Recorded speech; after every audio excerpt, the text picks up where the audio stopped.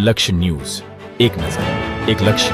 આમ આદમી પાર્ટીના કાર્યકરો દ્વારા ભારે વરસાદને લઈને ખેડૂતોને થયેલી નુકસાનની બાબતે તેમજ સુપ્રીમ કોર્ટના ન્યાયાધીશ ગવાઈ ઉપર થયેલા હુમલાની બાબતને લઈને ધારી મામલતદાર કચેરી ખાતે આવેદનપત્ર પાઠવવામાં આવ્યું છે. વીતેલા દિવસોમાં ધારી તેમજ આજુબાજુના ગ્રામ્ય વિસ્તારમાં વરસાદ પડવાને લઈને જે ખેડૂતોના પાકમાં નુકસાની થઈ છે તેનું સર્વે કરી તાત્કાલિક સહાય ચૂકવવાની બાબતને લઈને સાથે સુપ્રીમ કોર્ટના મુખ્ય ન્યાયાધીશ ગવાઈ સાહેબ ઉપર થયેલા હુમલા બાબતે આમ આદમી પાર્ટીના કાર્યકરોએ મામલતદાર કચેરી ખાતે આવેદનપત્ર પાઠવ્યું હતું. આ આવેદનપત્ર આપવા માટે આમ આદમી પાર્ટી ધારીના મોટા કાર્યકરો ધારી મામલતદાર કચેરી ખાતે હાજર રહ્યા હતા. ટીનુભાઈ લલિયા, ધારી. મારું નામ સુરેશભાઈ સુખડિયા છે, ધારી વિધાનસભા સહપ્રભારી આમ આદમી પાર્ટી. કઈ કામગીરી લઈને પહોંચ્યા છો? આજે અમે આવેદનપત્ર આપવા આવ્યા છીએ.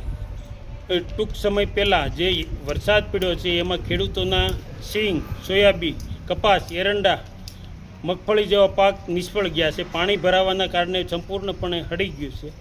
એને સર્વે સરકાર તાત્કાલિક સર્વે કરાવી અને ખેડૂતોને સહાય ચૂકવવા અપીલ કરવા માટે ખાસ તો દિલ્હીની સુપ્રીમ કોર્ટ એટલે કે સર્વોચ્ચ અદાલતના મુખ્ય ન્યાયાધીશ CJI BR ગવાઈ ઉપર જે જૂતા વડે હુમલો કરવામાં આવ્યો છે તેના વિરોધમાં અમે આવેદનપત્ર આપવા મામલતદાર કચેરી ધારી મુકામે આવેલા છે.